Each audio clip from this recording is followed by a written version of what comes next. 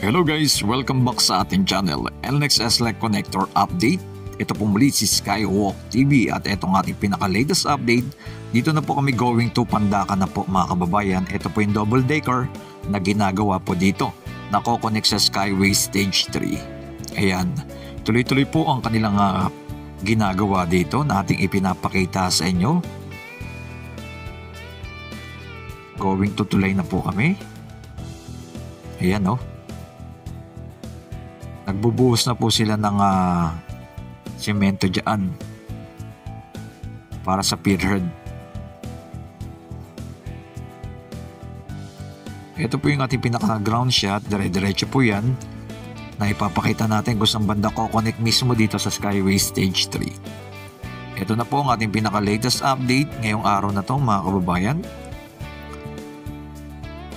Salamat sa isang mabuting pagkakataon na tayo muling nakapag-update. Salamat sa mga nag-like, nag-share at nag-follow ng ating pinaka-latest update. Ito na po yung tulay na nagduduktong sa Pandacan at Santa Mesa. Yung right side, dyan po yung North and South Communities Railway na gagawin. Itong left side mga kababayan, dito naman po dadaan ang NLEX S-LEC Connector. Yan, marami pa pong mga bahay na mga tatamaan po dito. Ayan, dire-diretso po yan. Going to Manila na kami. Ayan, Manila Bay. Dito na kami dumaan. Ayan, dito sa left side natin, yan po yung mga bahay ng mga tatamaan dito. Dami po.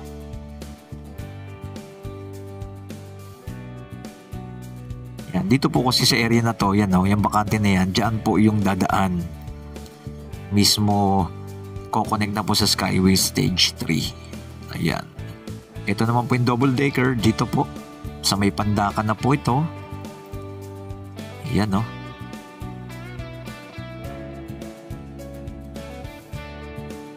Dire-diretso po yan. May shortcut din po dyan. Papuntang recto. Ayan.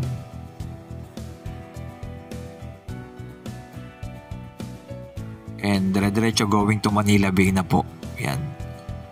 And connect sa may LRT1. Ganyan po ang area po dito. At syempre, ito naman po ang ating drone shot mga kababayan. Yan. Pakita po natin yung mga pagbabago naman dito sa taas.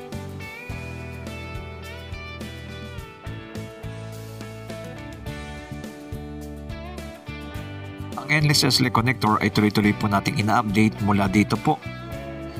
Nako-connect sa may North Harbor Link hanggang dyan po sa may Skyway Stage 3. Ayan, dito po sa may Santa Mesa hanggang dito po sa may C3. Tuloy-tuloy na po nagagamit.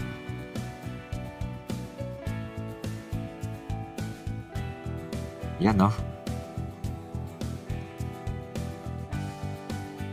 Ito po ay matagal nang naiduktong na po nila at inaabangan na lang natin sementohan nila yan yung area na to. Pero yung pinakababa niyan meron pong mga maraming gumagawa.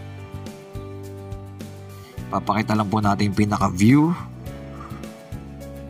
dito sa may taas.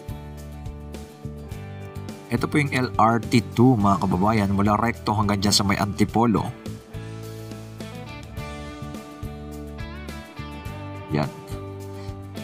Nasa mga inaharap, ina-upgrade din po nila yan.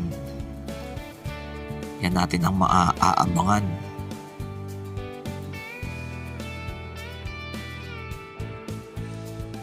Yan.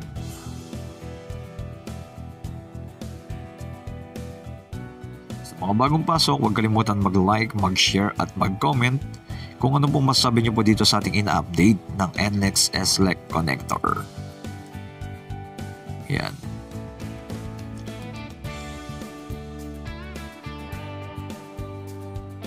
Dating magsasay flyover, ngayon na ipatag na po nila. Itong right side ay going to Cubao. Yan, Antipolo. Yan, nakikita nyo yung left side, nagkakaroon ng moderate traffic na dyan. Dahil ginagawa po yung daan na sa baba. At syempre may tawiran din po kasi yan. Kaya nagkakaroon talaga ng moderate traffic itong ating left side going to Manila Bay. Pero yung right side naman going to Cubao and Marikina, Antipolo, okay naman po yung daanan dyan. Ayan. Dito sa area na to, tuloy-tuloy na po ang kanilang paglalatag ng mga poste at ng mga concrete spearhead na ating ipinapakita. At yung mga bahay ng mga tatamaan ay tuloy-tuloy pa rin po ang kanilang paggigiba dito, mga kababayan. Para mas lalong bumilis ang kanilang paglalatag ng mga concrete spearhead and poste. Yan, nakikita po ninyo yung mga heavy equipment na dyan na dito sa area na to, katabi po ng station ng PNR ay yan, tuloy-tuloy rin po ang mga bahay ng ginigiba dyan. At sa mga hinaharap, ito naman po ang North and South Commuters Railway na ating i-update mula Calamba, Laguna hanggang Tutuban.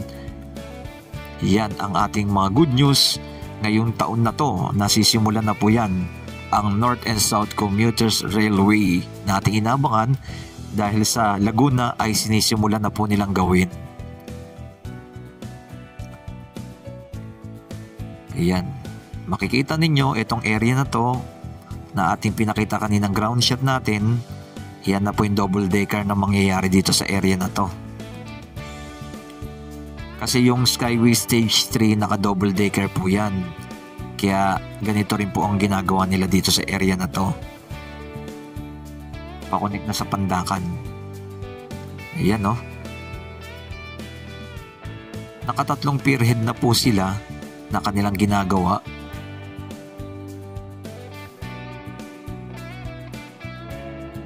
Yan, ito na po yung tulay.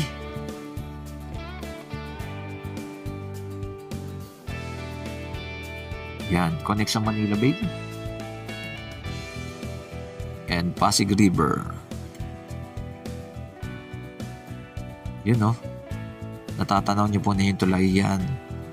Right side, nakikita nyo po yung daanan ng release ng tren. Yan naman po yung upgrade sa mga hinaharap going to Laguna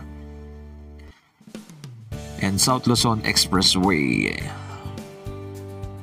Ipapakita lang po natin dito sa area na to yung pinakadugtungan ulit, mga kababayan no?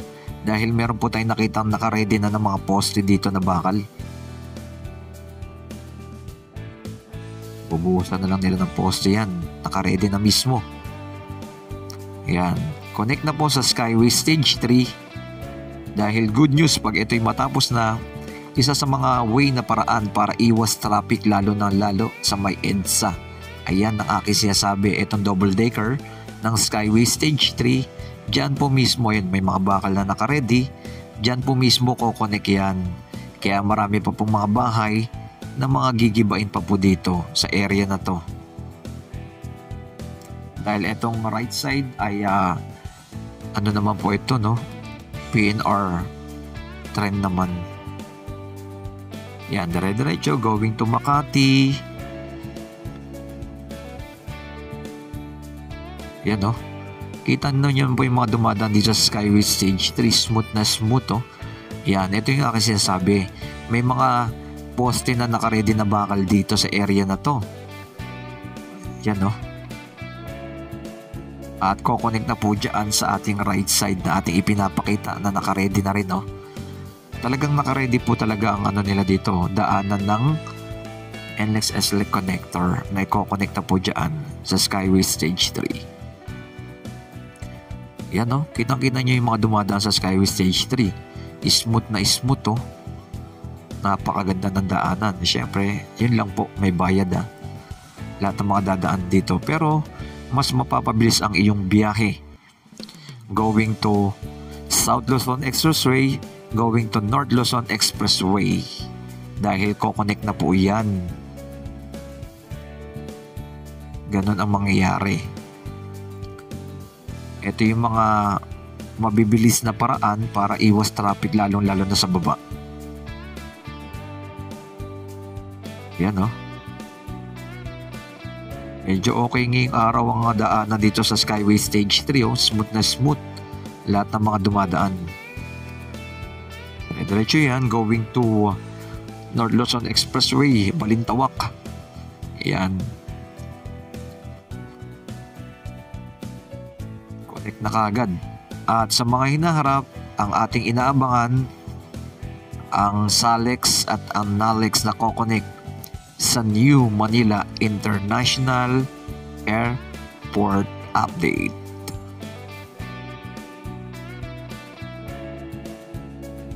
Yan, ganyan po ang ating mga progress na ating ipinapakita dito sa ating bansang Pilipinas.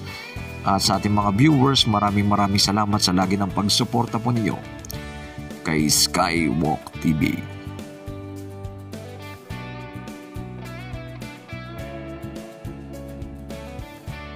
Yan po ang ating mga latest update ngayong araw na to. Huwag kalimutan mag-like, mag-share at mag-comment sa ating latest update na tuloy-tuloy nating ina-update upang mabigyan kayo ng mga impormasyon at mga latest na kaganapan na nangyayari dito sa ating bansang Pilipinas. Yan po na ating ipinapakita sa inyo.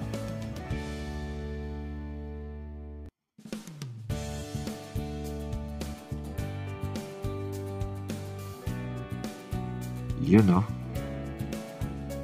Harap naman po dito. Ayan. May mga condo na ginagawa dito sa area dito. Ayan. Itong Oasis subdivision dito. Ayan. At syempre katabi lang rin mismo ng TUP University, no? Ng Santa Mesa. Ganyang kalawak po ang ating ipinapakita dito po sa may Santa Mesa.